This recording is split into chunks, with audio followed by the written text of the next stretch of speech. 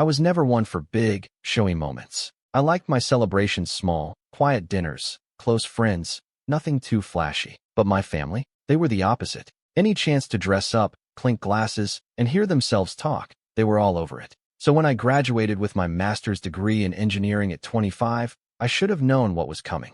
A fancy dinner at the most expensive steakhouse in the city, wine flowing like it was free, my parents holding court like they'd earned the degree themselves. And me, stuck at the center of it, trying to smile while chewing my way through overpriced filet mignon and even more overpriced compliments. My name's Caleb, and up until a few months ago, I thought I came from a pretty normal, if a little loud, upper-middle-class family. We weren't rich, not yacht rich or anything, but we never struggled. Nice cars, private school, vacations once or twice a year. My dad's in commercial real estate. My mom runs a boutique PR firm out of our house. I always knew we were comfortable. What I didn't know was that there were layers, deep, ugly layers, beneath the surface that were kept carefully hidden, especially when it came to money, and more specifically my money. Let me back up a little. Growing up, I always thought my grandma Irene, my dad's mom, was kind of an odd one. She was proper to a fault, the type of woman who wore pearls to the grocery store and never let you sit at the dinner table without a napkin in your lap. She had this serene, icy politeness that made her intimidating to most people, but I always got along with her. In her own quiet way, she liked me. I was the only grandkid who didn't complain about her classical music obsession or the fact that her house always smelled like lavender and mothballs. We'd play chess, drink tea, and she'd tell me stories about her childhood in London during the war. She wasn't warm, exactly, but she was consistent. Dependable. When I was 12, I overheard my mom talking to my dad late one night. She sounded annoyed. "Why does she have to make everything about him?" she said. "It's always Caleb this, Caleb that." You'd think he was the only grandchild she had. "Because he listens," my dad replied. "And he doesn't treat her like an antique." I remember feeling kind of proud hearing that. Like I'd passed some invisible test I didn't know I was taking. But then high school happened, and everything started to shift. My younger sister, Natalie, 2 years my junior, was always more of a firecracker. Charismatic, dramatic, always the center of attention. She had this way of making everything feel like a performance. She wasn't mean exactly, but she knew how to manipulate a room, especially our parents. And somewhere between her sophomore year and my senior year, she became the obvious favorite. Suddenly, everything was about Natalie. Her dance recitals, her artistic spirit, her heartbreaks over boys she dated for 2 weeks. When she got a B in chemistry, it was the teacher's fault. When I got an A in calculus, it was, maybe you should have studied harder. At first I thought I was imagining it, but the favoritism became too obvious to ignore. Still, I kept my head down. I figured it wasn't worth the fight. I got into a good college, worked 2 jobs to help cover my own expenses, and didn't look back. Grandma Irene was one of the few who stayed in touch while I was away. She'd write long, neat letters on monogrammed stationery, updating me on her garden and what books she was reading. She never sent money, just thoughts, advice, and the occasional crossword puzzle she couldn't solve. I wrote back every time, even when I was swamped with finals or exhausted from double shifts at the bookstore. Then came grad school. I got a scholarship that covered part of my tuition, and I took out loans to cover the rest. I remember talking to my parents about it, hoping for a little help, maybe even a small loan with low or no interest. But they were oddly cold about it. "You're an adult now," my mom said. "We've done enough. Time to stand on your own," my dad added. It stung, but again, I let it go. I figured I wasn't entitled to anything, and honestly, I was used to doing things alone by then. Fast forward to my graduation dinner. My parents rented out the private room of a 5-star steakhouse downtown. It had one of those long, gleaming tables with too many forks, dim lighting, and a view of the skyline. My mom wore a sequin black dress and kept giving me these forced smiles like we were posing for a campaign ad. My dad slapped everyone on the back like he'd won something. Natalie was there, of course, draped in a designer gown, pretending to be mildly interested while texting under the table. The room was full of distant cousins I hadn't seen in years, my dad's business partners, a few family friends. It was excessive. I would have been fine with pizza and beer in a backyard, but apparently this was for appearances. I was mid-sip of sparkling water when Grandma Irene rose from her seat and tapped her knife gently against her wine glass. The sound was delicate but commanding. Everyone turned to look. "I'd like to say a few words," she said, her voice steady and elegant. "Caleb, darling, I know you're not one for speeches, but I hope you'll indulge me." I smiled and nodded, not thinking much of it. She raised her glass a little higher. "I'm so proud of everything you've accomplished. You've worked hard, you've stayed grounded, and you've always been kind, even when others weren't. That's rare these days. And I'm especially proud of how responsibly you've handled the $2,750,000 I set aside for you all those years ago." The air changed. It was like the room had been holding its breath and suddenly forgot how to exhale. I froze, the glass in my hand halfway to my mouth. The blood drained from my face, and for a second I thought maybe I'd misheard her. "What?" I said, my voice low, barely audible. Grandma Irene smiled, mistaking my shock for humility. "Well, you've never been one to brag. But I think it's important to acknowledge your financial wisdom, especially with such a sizable trust fund. You've made me very proud." There was a long, terrible silence. My parents looked like they'd just seen a ghost. Natalie's jaw hung open in a perfectly dramatic O shape. One of my dad's friends coughed awkwardly. I looked at my grandmother, feeling the room spin around me. "What trust fund?" I asked. Her smile faded. "The one I set up for you when you were born," she said slowly. "The one I've been contributing to for the past 25 years. The one your parents have been managing on your behalf." And just like that, the silence turned from awkward to deadly. My mom's hand gripped the stem of her wine glass so tightly I thought it might snap. My dad let out a short, tense laugh, like he was trying to play it off. "Oh, Irene," he said quickly, "let's not bore everyone with finances. Let's enjoy the dinner." But it was too late. The room had turned cold. My pulse pounded in my ears.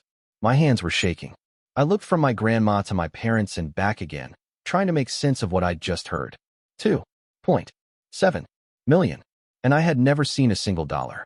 I leaned back in my chair, suddenly feeling like a stranger at my own celebration. My mouth went dry. Questions swarmed my brain like angry bees. Where was the money?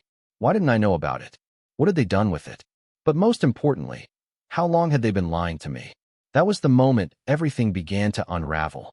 And I hadn't even touched dessert yet. I don't remember much about the rest of that dinner. I sat there frozen, heart pounding, staring at the perfectly folded napkin in my lap like it might have the answers. I was aware of people trying to steer the conversation back to safe topics. Someone made a comment about the wine. Someone else complimented the filet, but it all sounded muffled, like I was underwater. Meanwhile, my parents wore these tight, forced smiles, and Grandma Irene, clearly confused by the reaction, glanced around the table like she'd misread the room entirely. When the waiter came around with dessert menus, I excused myself and walked straight to the bathroom, locked myself in a stall, and just stood there, staring at the graffiti on the inside of the door like it would help make sense of any of this. $2.75 million. My name. My trust fund. And I'd never even heard about it. After a few minutes, I texted my best friend Evan. "Dude, my grandma just announced at dinner that I have a $2.7 million trust fund. News to me." He responded in all caps. "What? Bro, what the actual heck?" I didn't reply.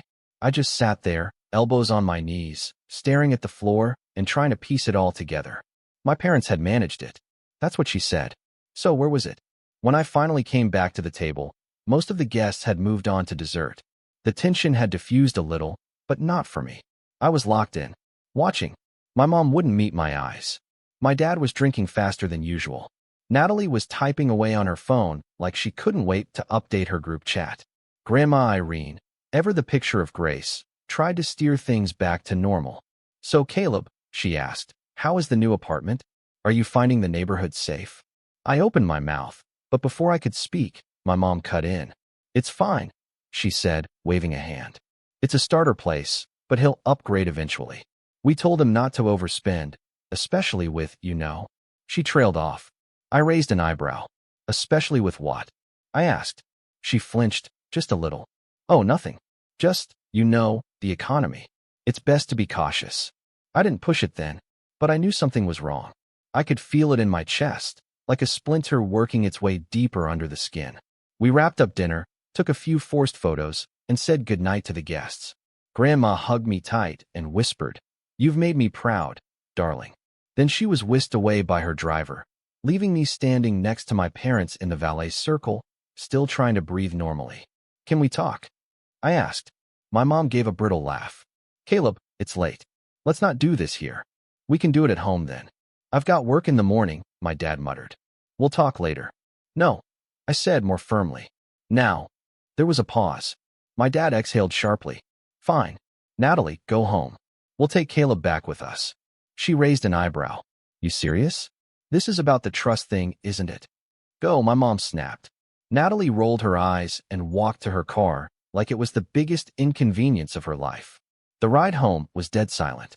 I sat in the back seat like a kid again, staring at the back of their heads. My mom fiddled with her phone. My dad's grip on the steering wheel was tight.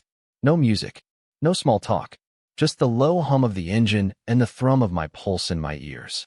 When we got to the house, I walked in first and sat down in the living room.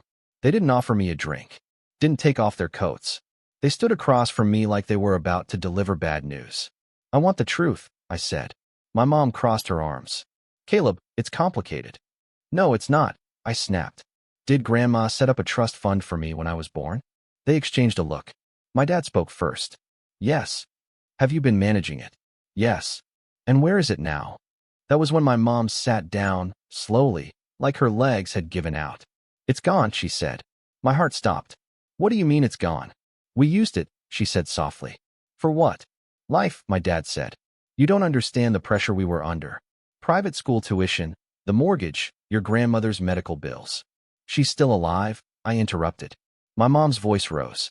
She had surgery last year. Caleb, do you think any of that was cheap? And your college? Do you think we just had that money lying around? I took out loans. I yelled. I worked 2 jobs. You said you couldn't help me. That's because the money was tied up, my dad said weakly. We were keeping it for you. You were stealing it from me, I said. For years. There was silence. A thick, heavy silence that pressed down on everything. My mom wiped her eyes. We didn't steal it. We borrowed from it. Oh, really? I said, standing up. So you can pay it back? More silence. Can you? I asked again. Neither of them spoke. I stared at them for a long time. And then I left. I walked out the door, got in my beat-up Civic, and drove back to my apartment. My phone buzzed nonstop. Texts from Natalie, from my mom, a missed call from my dad. I ignored them all. That night, I didn't sleep. I sat at my tiny kitchen table, staring at my laptop, trying to understand what had just happened. I Googled trust fund mismanagement. Can parents legally take your trust fund? How to find out where your trust fund is. I read legal forums until my eyes blurred. I found stories of other people who'd had money stolen from them by their own families. Some won in court. Some didn't. It all came down to the documentation. And I had none. The next day, I called Grandma Irene. She answered on the 3rd ring. Hello, dear. Grandma, I said, voice shaking. I need to talk to you. Alone. There was a pause. Then she said, come by at noon. I showed up early. She was waiting with tea and shortbread, like nothing had happened. Sit, she said, and I did. I told her everything. To her credit, she didn't interrupt. Just sipped her tea, face calm, but eyes slowly narrowing as I went on. When I finished, she set her cup down and stood up. She walked into her study and returned with a thick manila folder. These are the trust documents, she said. I kept my own copies. I opened it with trembling hands. There it was, my name, her signature, the dates, the statements. Everything. And this line, she said, pointing to a paragraph in the middle, states that your parents were to serve as temporary custodians until you turned 21. After that, you were supposed to be given full access. I looked up at her, stunned. They never told me. I know, she said. You knew? I suspected, she said coolly. When I stopped receiving quarterly updates from the bank, I assumed they'd transferred the assets. I asked your father about it once, and he brushed me off. I chose to believe the best. I won't make that mistake again. I sat back in my chair, dazed. What do I do? I asked. She gave me a long, measured look. You let me handle it. I should have felt relief. But instead, I felt like the floor had just opened up under me. Because I knew, whatever Grandma Irene had planned next, it wasn't going to be pretty, and it was only the beginning. For the first time in my life, I saw Grandma Irene angry. Not loud angry. Not theatrical, shouting, flailing angry. That would have been easier. No, this was cold, deliberate, Queen of ice anger. The kind that didn't burn but froze. The kind that didn't shout but whispered, and somehow that whisper made your bones shake. After handing me the trust documents, she spent the next hour making calls. I sat on her couch in a daze, listening as she spoke in calm, clipped tones to banks, lawyers, and a financial advisor named Henry who sounded like he'd just woken up, but instantly snapped to attention when she said her name. She didn't yell. She didn't even raise her voice. She just said things like, "I need a full forensic review of the withdrawals made from my grandson's trust. And if you find evidence of unauthorized transfers, I'll need options for legal recourse." Then she ended each call with a crisp, "Thank you," and wrote everything down in a little leather notebook she kept by the phone. When she finally sat back down beside me, she looked tired, but there was steel in her eyes. "Caleb," she said, folding her hands neatly, "I'm going to ask you something important. I need you to be honest." I nodded slowly. "Do you want to go after them?" I blinked. "You mean legally?" She nodded once. I hesitated. My heart was still raw. The betrayal hadn't even begun to scab over yet. A huge part of me wanted to scream yes, burn everything down, take them to court, expose them in front of the world. But another part, the tired, emotionally gutted part, just wanted to disappear, to be done with it, to start fresh and never speak to them again. "I don't know," I whispered. She didn't push me, just nodded and stood up, pressing a warm hand to my shoulder. "Then take your time. But don't wait forever. People like your parents, they count on hesitation. They build their power in silence. And I didn't raise you to be silent." I nodded, trying to hold back the tears stinging behind my eyes. The weeks that followed were some of the darkest of my life. I cut off contact with my parents. No calls, no texts, no awkward Sunday dinners. I blocked Natalie after she sent me a string of messages that ranged from, "You're overreacting," to, "Why are you trying to ruin our family?" to, "If you sue mom and dad, you're dead to me." I wish I could say I stayed strong, that I bounced back immediately and channeled my rage into productivity. But the truth was, I spiraled. I couldn't focus. I stopped job hunting. I stayed up late scrolling through forums about financial abuse, reading horror stories that felt all too familiar. My sleep schedule shattered. I lived on cereal and microwaved rice. My student loan statement sat unopened on my desk. I started ignoring my friends' calls, embarrassed that I didn't know how to answer the one question everyone was asking. "So what are you going to do now?" I didn't know. I didn't know who I was anymore. Everything I thought I'd earned, my degree, my independence, my pride in having made it on my own, suddenly felt hollow. I hadn't been building my life from scratch. I'd been robbed of the tools I was supposed to have. That trust fund could have changed everything. I could have graduated debt-free. Could have bought a place instead of paying rent to a landlord who didn't fix the heater. Could have invested, started a business, helped my friends, donated to causes I cared about. Instead, I was scraping together $40 for groceries while my parents had apparently been dipping into my inheritance for over a decade. It felt like drowning. But worse, it felt like being held underwater by the very people who were supposed to keep me afloat. And then, something shifted. It was slow, almost imperceptible at first. But I remember the exact moment it started.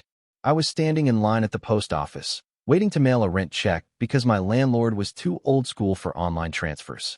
The guy in front of me, late 50s, tan windbreaker, kind eyes, accidentally dropped his envelope. I bent down to pick it up and handed it to him. He smiled and said, "You look like a sharp young man. What do you do?" The question made me freeze. I didn't know how to answer. Unemployed? Betrayed? Legally betrayed? But instead, I heard myself say, "I'm an engineer." And it hit me. I was still me. No matter what they'd taken, no matter how deeply they'd lied, I was still the guy who'd earned a double major while working nights. I was still the guy who fixed his friends' computers for free just because he liked figuring things out.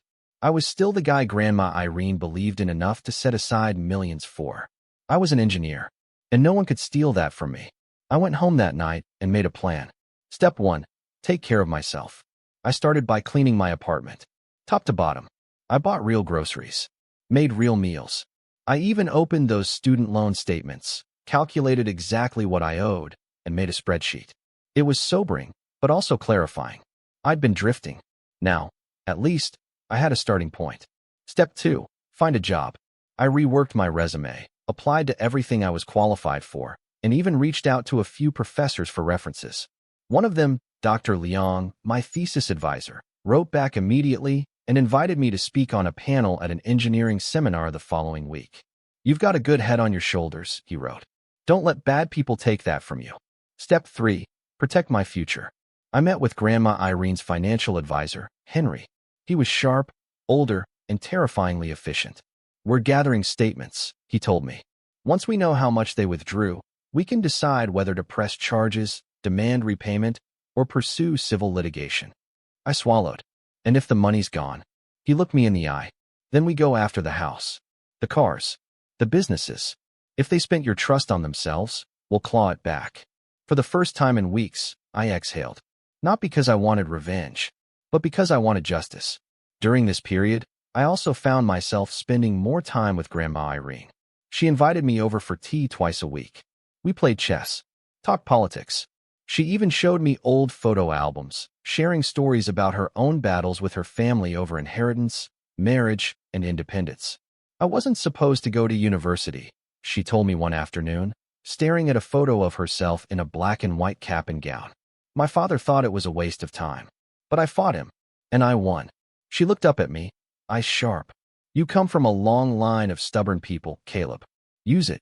She also insisted on giving me a monthly stipend while the trust investigation unfolded. "Not a handout," she said, "a bridge. Think of it as a rebalancing," she said. "They stole your head start. I'm giving you a running start." With her support, I was able to accept a job offer at a small but promising tech firm across town. The pay wasn't amazing, but the work was fascinating, and they respected me, valued me. That alone felt like a miracle. I threw myself into it, designing systems, solving problems, feeling like I mattered again. I even started building a little side project of my own, a budgeting app for young adults from unstable family backgrounds. Something I wished I'd had. And slowly, my confidence came back. Not all at once. Not in some movie-style training montage. But piece by piece. Day by day. I stopped flinching when I heard my mom's ringtone. I stopped doubting myself when I spoke in meetings. I started making plans, real ones, for the first time in months. I was still angry. Of course I was. There were nights when the rage flared back up, and I found myself pacing the apartment, fists clenched, heart pounding. But there was something else now. Something stronger. Purpose. And that purpose only grew stronger when I got a call from Henry one rainy Thursday afternoon. "We found it," he said. "Found what?" "The paper trail. Your parents withdrew nearly $1.8 million over the past decade. Most of it funneled into private accounts, luxury purchases, and, get this, Natalie's college fund." My throat went dry. "They paid for Natalie's school with my trust fund?" "Among other things," he said grimly. "Vacations, renovations, a new BMW registered in your father's name. There's a clear pattern of misappropriation." I was silent for a long time. Then I said, "What are my options?" And Henry, bless his calm, legal soul, said, "You've got plenty." I didn't sleep that night. Not because I was anxious, but because for the first time, I was excited. Not to destroy them, but to reclaim what was mine. And maybe, just maybe, show them that their biggest mistake wasn't stealing from me. It was thinking I wouldn't fight back. And that fight, it was about to begin. I always thought revenge was about fire, about rage, heat, the thrill of tearing everything down. But when it finally came time to act, it didn't feel fiery at all. It felt cold, methodical, focused. I wasn't looking to destroy my family in some dramatic public spectacle. No, I wanted precision. I wanted truth. I wanted them to look me in the eye and understand exactly what they'd done, down to the last cent. And I wanted them to know that I was the one pulling the strings now. That the kid they thought would stay quiet, stay small, stay manageable, wasn't playing by their rules anymore. But first, I had to play it smart. Henry helped me put together a timeline, a forensic breakdown of every transaction they made from the trust over the last 10 years. With Grandma Irene's original documents and the updated banking records, we traced a full $1.82 million that had been spent without authorization. They'd made themselves the custodians of my future, and then spent it like it was their vacation fund. The real kicker? Nearly $400,000 had gone toward Natalie. Tuition, study abroad, even a $15,000 art grant listed under something called the Lillian Creative Exploration Fund, a nonprofit my mother apparently registered in her own name. She created a fake foundation? I asked Henry, horrified. He nodded. Looks like it. The only beneficiary was Natalie. It's textbook laundering. And that was when I realized this wasn't just betrayal. It wasn't even just theft. It was calculated. They hadn't stumbled into this. They hadn't borrowed a little here and there and lost track. No, they'd built a whole system to drain me dry while keeping me clueless. The college loans, the financial shutout, the guilt tripping, it was all part of the same quiet, ugly machine. I was done waiting. The first person I reached out to was Natalie. Not to yell, not to vent. I needed her to confirm what I already suspected. I waited until she posted on Instagram some smug photo of her posing in a rooftop pool with the caption, "Manifesting good vibes, only sparkles," and then called her. She answered on the third ring. "Well, look who finally unblocked me," she said, voice full of sugar and steel. "I need to ask you something," I said, skipping the pleasantries. "Did Mom and Dad ever tell you where your college money came from?" She laughed. "What, is this a quiz? I thought this was about the trust fund thing. Are you still sulking about that? Answer the question." She paused, clearly taken off guard by my tone. "I don't know," she said finally. "They said they had savings. That grandma helped, maybe." "Grandma never paid for your school," I said. "That money came from my trust fund." Silence. "You're lying," she said, but her voice cracked just enough to tell me she wasn't sure. "I have the paperwork," I replied. "Bank statements. Legal records. Mom created a fake grant to funnel the money." Another pause. Longer this time. "You think I knew?" she snapped. "I think you never asked." She hung up. That was fine. I wasn't looking for closure from her. But what I had gotten was confirmation. She didn't know. Which meant my parents had kept even her in the dark about just how deep the theft ran. That gave me a powerful advantage. The second step was gathering my allies. Grandma Irene was already in my corner. Henry, too. But I needed someone who understood the emotional terrain, the way my parents operated when backed into a corner. That's when I reached out to Aunt Marlene. Marlene was my dad's younger sister. She lived upstate, taught literature at a small liberal arts college, and had always been the family's black sheep. When I was a kid, she'd show up to Christmas dinners wearing combat boots and quoting Audre Lorde. She and my dad had fallen out years ago over some money thing, but I never knew the details. When I called her out of the blue, she didn't hesitate. "Sweetheart," she said, "if this is about money and your parents, I'm already listening." We met for lunch at a quiet Italian place halfway between our cities. Over steaming bowls of pasta, I told her everything. She didn't interrupt once. Just listened, brow furrowing deeper with every detail. When I finished, she set down her fork, wiped her mouth, and said, "They did the same thing to me." "What?" "When I was 21, she said, Dad set aside a small inheritance for me. Nothing close to yours, but enough to help me buy a condo. I never saw a dime. They convinced me it got eaten by taxes. I didn't have the documents to prove otherwise." I stared at her. "Why didn't you ever say anything?" "I did. Your grandmother didn't believe me. Or didn't want to. I think part of her couldn't imagine her son doing something like that." She leaned forward. "I believe you, Caleb. And if you want to go after them, I'm in." I swallowed hard. "I do. But I want to do it clean. Controlled. Not some messy lawsuit in the tabloids." Marlene smiled. "Then let's make a plan." We started small. Aunt Marlene dug up old family emails, holiday letters, anything with timelines that contradicted their story. Meanwhile, I met with Henry every week to tighten the legal noose. We drafted a formal demand for restitution, complete with itemized withdrawals, signature mismatches, and proof of forged authorizations. I was getting ready to send it when something unexpected happened. I got an email from my father. Subject: "Let's talk. Caleb, your mother and I have been thinking about everything that's happened. We'd like to have a calm, respectful conversation. No lawyers, just family. We're willing to discuss ways to make things right. Please let us know when you're available. Love, Dad." I stared at the message for a long time. It was classic damage control. They'd heard from someone, probably Natalie, that I was digging, and now they were trying to get ahead of it, to control the narrative, to spin it into a misunderstanding. I didn't reply. Instead, I invited them to brunch. Neutral territory. Public. Controlled. I chose a quiet place with big windows and a strict no-phone policy. I asked Grandma Irene to attend. She agreed without hesitation. And when Sunday morning rolled around, I walked into that cafe with a folder full of evidence, a quiet fury in my chest, and a plan. I wasn't going to scream. I wasn't going to cry. I was going to reveal. They arrived 10 minutes late. My mom in pearls and a designer blazer. My dad in his "I'm a good guy" casual suit. Both of them wearing polite, brittle smiles like they were stepping into a negotiation. They didn't expect Grandma to be sitting next to me. Her presence threw them off immediately.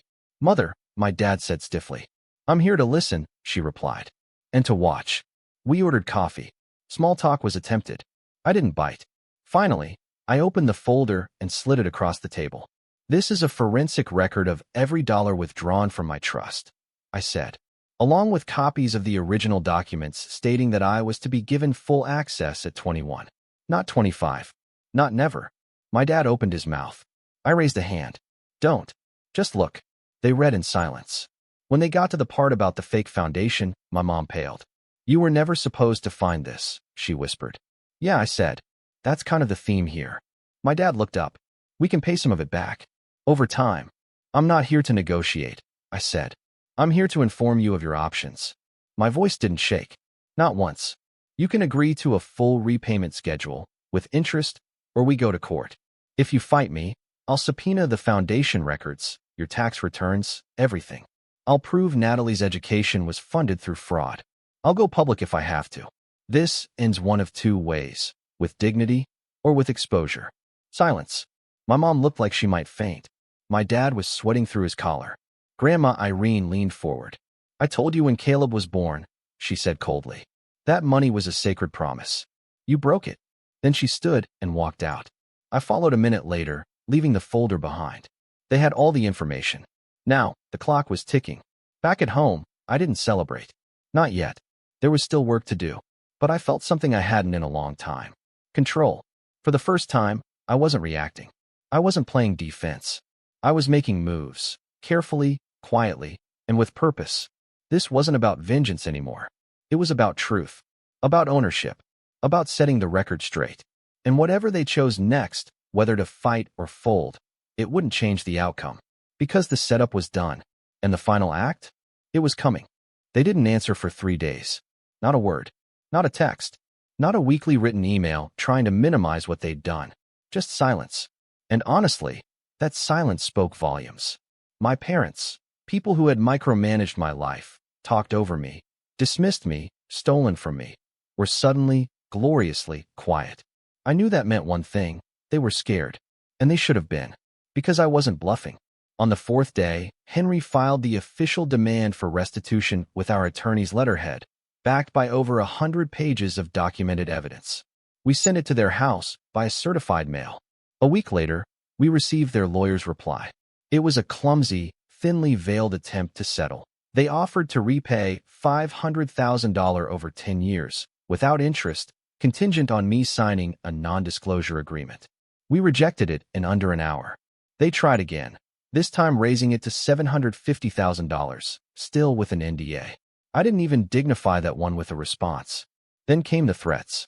I got an email from a second lawyer, different firm, same tone, implying that I was damaging the family's reputation and that my case lacked sufficient legal standing. I sent it straight to Henry. He replied with one line. "They're bluffing. Let's go to court." But before we filed the civil suit, I pulled the one lever I knew they weren't expecting. I went public, not with a press conference, not some angry social media rant, just one clean letter. I wrote it carefully, no names, no vulgarity, just truth. I posted it on a well-trafficked legal advice forum and a financial abuse subreddit. The post was titled, "My parents spent my $2.7 million trust fund without telling me. Here's how I'm getting justice." It went viral within 24 hours. Tens of thousands of upvotes. Comments from lawyers, survivors, estranged kids. People shared their own stories, some hopeful, many heartbreaking. But the response was overwhelmingly on my side. And then the story caught traction outside Reddit. A journalist from a mid-tier finance blog messaged me, asking to do a piece. I agreed, anonymously, at first. But by the time it published, I was past the point of shame. I wanted my story out there. The article didn't name my parents. It didn't need to. Anyone who knew them knew it was them. 2 days later, Natalie called me. "You humiliated them," she spat. I stayed quiet. They can't show their faces at the club. Dad lost a client. Mom hasn't left the house. You think I care? You've destroyed our family. No, I said. They did. I'm just shining a light. She hung up. I haven't heard from her since. The civil suit was filed 1 week later. It made waves in our community. My dad's real estate network whispered. My mom's boutique clients evaporated almost overnight. No one wanted to be associated with someone accused of defrauding their own son. The discovery phase was brutal for them. Their financial records revealed everything. The BMW, the Hawaii trips, the tuition payments disguised as educational consulting, the trust fund disbursements laundered through shell accounts. It was all laid bare. We offered one last settlement, full repayment of the $1.82 million, plus 4% annual interest compounded over 10 years, no NDA. In exchange, I would agree not to pursue criminal charges or tax fraud investigations. They refused. So we went to court. The trial lasted 3 days. I testified. Calm, direct, no theatrics. I brought the trust documents, the banking records, Grandma Irene's notarized affidavit. Aunt Marlene even flew in to testify about what they'd done to her. My parents didn't testify. Their lawyer tried to paint it all as a misunderstanding. Said they were just trying to help me by managing the money responsibly. The judge didn't buy it. His verdict was swift and scathing. He ordered them to repay the full amount, with interest, within 120 days. He froze their assets, placed liens on their properties, and referred parts of the case to the state's tax fraud division for potential criminal investigation. They left the courtroom gray-faced and shaking. I walked out into the sun. The fallout was slow, but absolute. Their house, my childhood home, was listed within a month. So was the lake cabin they bought in 2017 with money they never should have touched. The country club revoked my father's membership quietly, without fanfare. My mom's PR firm shuttered after her last 2 clients pulled out. The once perfect image they curated for years, successful, classy, respectable, crumbled under the weight of what they'd done. As for Natalie, I heard she dropped out of grad school. Apparently, when the truth came out about how her scholarship had been funded, she lost access to her university's financial aid. I didn't gloat. I didn't reach out. I just moved forward. With the restitution finally in my hands, every cent accounted for, I did 3 things. First, I paid off every loan I had. School, car, medical, gone in a day. The feeling of logging in and seeing zeros across the board was surreal. Second, I donated $100,000 to a nonprofit that helps young adults escape financial abuse. I included a note for everyone who was never believed. You are not alone. Third, I started my own business. The budgeting app I'd built during my lowest months. I launched it for real. Hired a small team. Invested in development. Within 6 months, we hit our first milestone, 10,000 users. I named the company First Light because that's what it felt like, stepping out of a long, cold night into something new. Grandma Irene passed away peacefully in her sleep the following spring. She left me her estate. I stood at the graveside in a tailored suit she once bought me for interviews, clutching the last letter she wrote. It was short, handwritten in blue ink on her usual monogram stationery. They were never worthy of you. I hope you never let them dim your light again. You were always the best of us. Irene. I kept that letter in my wallet for a long time. Still have it, folded and worn. A reminder of who I was and who I became. All those years, I thought my parents were the architects of my life, that I had to bend around them, please them, survive them. But in the end, they taught me the most valuable lesson of all. That freedom comes when you stop asking for permission and start taking back what was always yours.